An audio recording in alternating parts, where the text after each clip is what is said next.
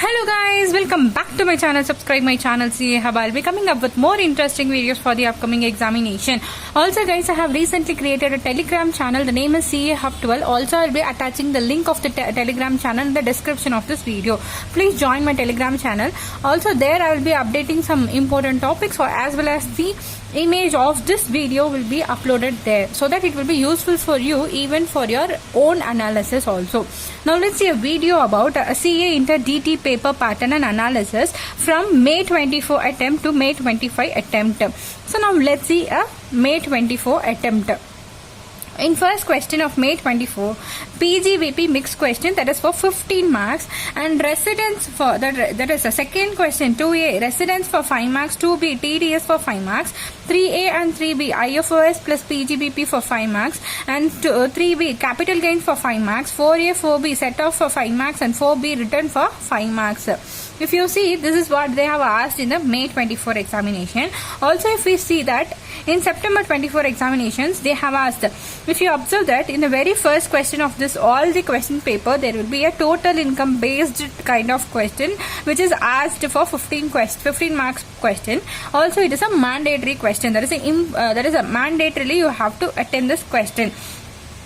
In September 24, first question is a total income question for 15 marks, 2A and 2B residence and TDS for 5 marks, 3A 3B salary and capital gains for 5 marks, and 4A 4B is clubbing for 5 marks, returns for 5 marks.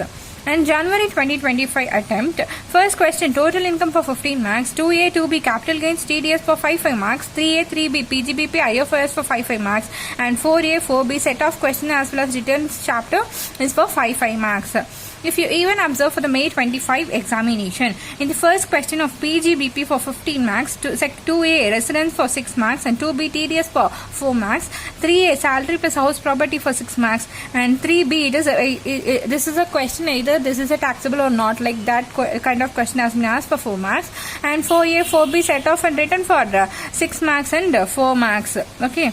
So this is what they have asked in the question paper from the May 24 attempt to the May 25 attempt. Now, before getting into the analysis of this video, I wanted to explain about a non-head based chapter as well as head based chapter. This is what I have classified in between about the marks. Now let's see a head based chapter. Here everyone knows, but I wanted to just overview about the head based chapter. There is a head based chapter is house property, salary, PGBP, capital gains, and IFOS. Non-head based chapter or other than this head based chapter like set off, clubbing, deductions, carry forward. That is these and all the returns chapter. These kind of chapters are the non-head based chapter. Okay, now let's see here. If you just observe the thing, first question is from the May 24 to May 25 attempt. If you see, the first question is for total income questions, including sometimes with the PGBP for 15 marks and 15 marks. Okay. And also if you see second question is more or less they were asking about a residence question, but in a January 25 attempt they have asked you about a capital gains chapter. So here if you can either expect a residence question in your September 25 attempt or a capital gains.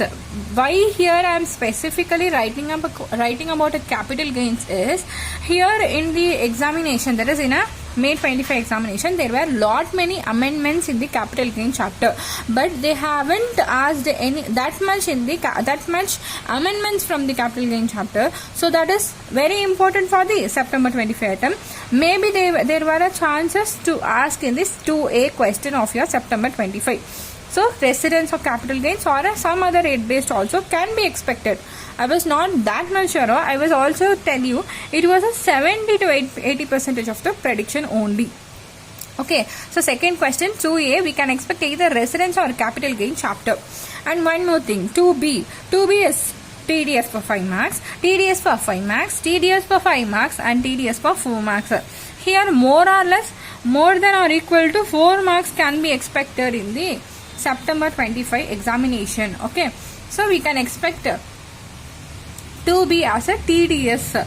Okay, And if now third question, if you just third question is totally a head based question. If you see IFOS, PGBP, capital gain, salary, capital gain, PGBP, IFOS, salary, house property and taxability, everything is more or less of a that is head based chapter only. So the third question totally is a head based question. Here residence, TDS, it is non head based, but sometimes they can ask you here up with a head based question. Okay.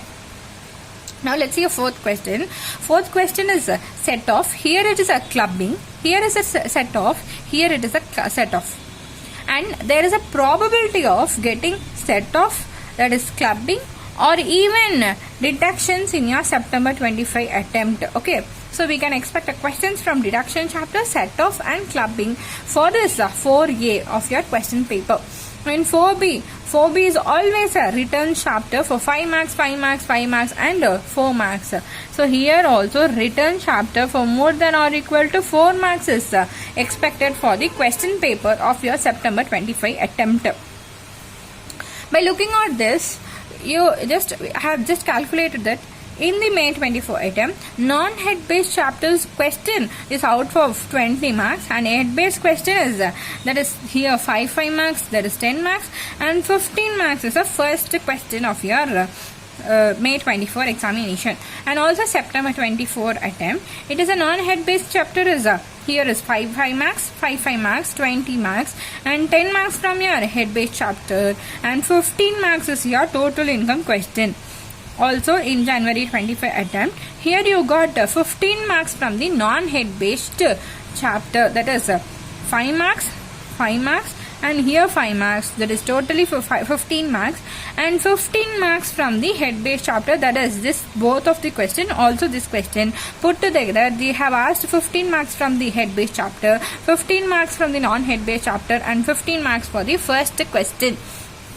And if you see at the May 25 attempt, they have asked non-head based chapter for 24 marks. That is this 6 marks plus 4 marks plus here taxability 4 marks and 6 marks plus 4 marks put together 24 marks is from your non-head based chapter, and head based chapter is 15 marks. No, head based chapter, that is head based chapter is 6 marks and 15 marks is your first question of your May 25 examination. By looking onto this, if you observe that even if you are not prepared that much of the head based chapter, even if you are a student, you haven't prepared very good about a head based chapter, you can at least attempt 15 plus of your question, 15 plus marks for your question paper, that is fourth question, also your second question. Anyways, you will be attending the first question, right? Anyways, you have to attend the first question. Second question is more or less non-head based chapter, sometimes maybe head based chapter, and fourth question is anyways a non-head based chapter. By looking onto this, you can at least attempt 5, 10, 15 plus marks for sure you can attempt, and 2A can be residence or head based chapter, it is depending upon it. And also the first question you was anyway going to attempt, so you can leave the head based chapter. This is third question you may leave. I am not telling you have to leave the third question. It is depending upon you. Whether you are a student, if you are thorough with the head based chapter, I was not having any problem. But when you are struggling, you can leave this question and do other questions in your examination. Okay. And also if you see the strategy which I was telling you is non-head based chapter 15 plus marks. Anyways, out of 15 marks, at least you can attempt 5 marks for the MCQ.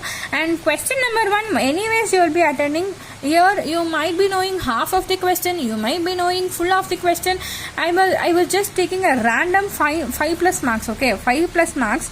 It is how prepared you are is based on depending upon you. Okay, I was taking simply 5 plus marks. So 5, 15, 5, this is 25 marks out of 50 marks is able to attend. That is, you can attempt. And one more thing guys, you are taking a mistaken from my video. That is, I was not telling you about you have to attend only 25 marks out of 50 marks so that you will be getting 25 marks in the DT and you can look on to the GST. No, I was not telling about you about like that. I was just telling you that you can at least prepare well about a non-head based chapter and then go for the head based chapter. I was not even telling you that leave head based chapter. It is not a suggestion that I was providing you. I was telling you to get pass in the examination, just first give priority to the non-head based chapter and then go for the head based chapter. That is what I was telling. So easily you can at least attempt 25 marks out of your 50 marks in the DT. So this is my strategy, guys. Thanks for watching the video. Bye. Guys, this is a note. In my previous video, I was getting a comment actually, okay, that is in my 60 plus exemption strategy for accounts, 60 plus exemption strategy for law, they were commenting that it is out of only if we attempt 60 plus marks of a question paper, we won't be getting a full marks out of 60 out of 60. I was not telling you about you have to attempt only for 60 marks. I was actually telling you prioritize that first and then go for others. I was not recommending you to attempt only for 16 marks, but you are just mistaken me.